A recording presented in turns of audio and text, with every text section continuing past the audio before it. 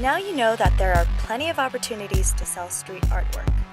You probably have plenty of creative ideas, and you'll want to share your voice about the people in need around you. Fabricio here will now teach you how to be an artist. Hi, I'm Fabricio, and here are some tips for beginners in street art. You know, the first part is definitely getting inspired in terms of, you know, what do you want to paint, what do you want to put out and communicate to people. I believe that everybody has creative energy and you just have to find it.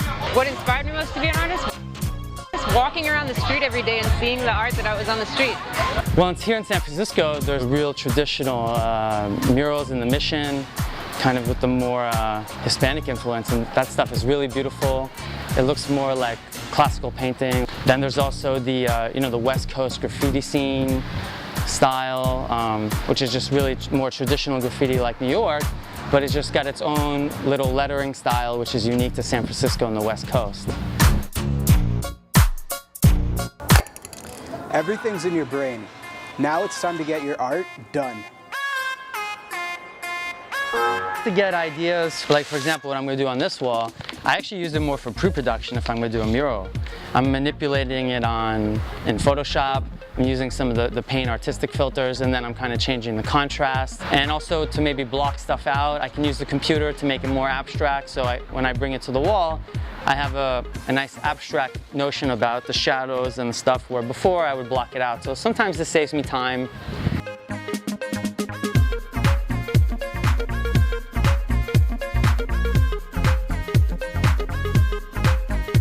The cans that we sell here are really user-friendly, they're really easy to use.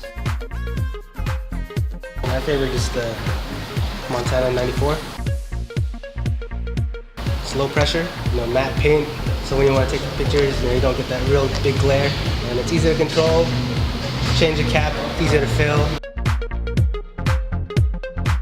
The most popular markers are these Sakura solid markers. Pretty much it's like your lipstick for walls.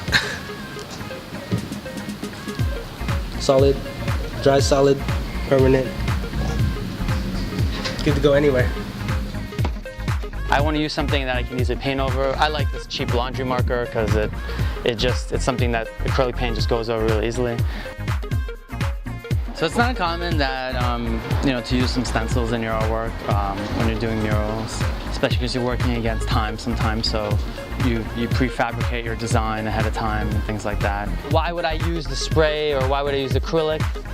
For the base layer, you want to use a good primer, but sometimes when you're painting a mural, the advantage of spray is that it dries super fast, and that's great. So you can keep adding layers and layers on top.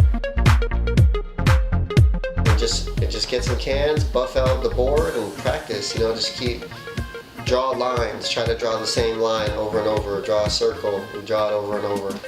It's just like any other medium. You just got to be able to practice. But really, all you need is somewhere safe to paint and some spray paint, and that's it. People need to know who you are, so get your own tag to sign your artwork.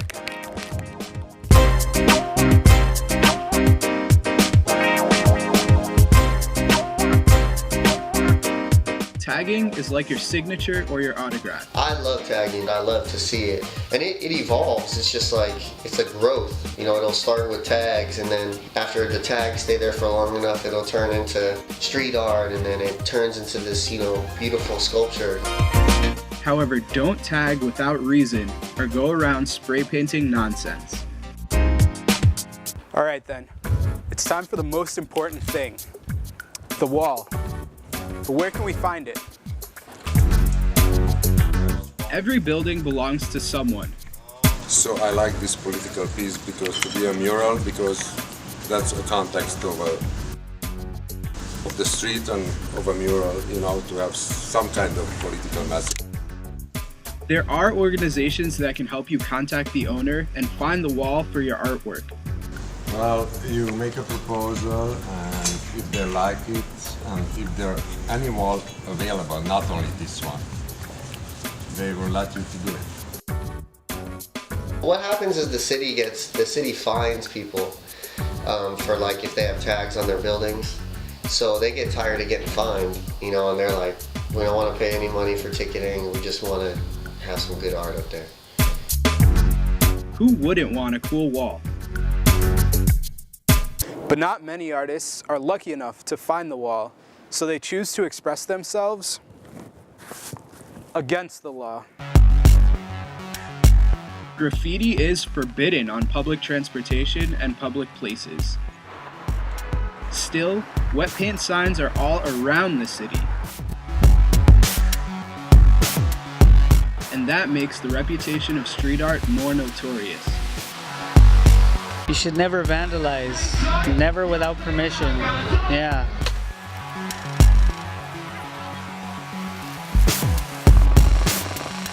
Well, Inbox tonight was all about how to be a street artist. I'll give you guys some time to find your inspiration and the tools. Have a good night.